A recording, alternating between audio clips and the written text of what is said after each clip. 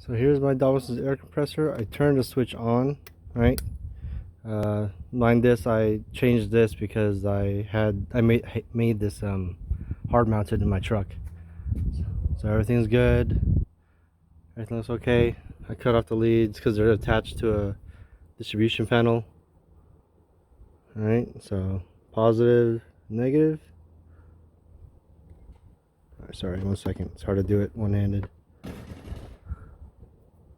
Let's get this going right here. Alright. So I'm hitting this.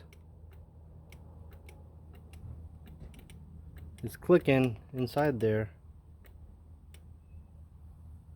Nothing's happening.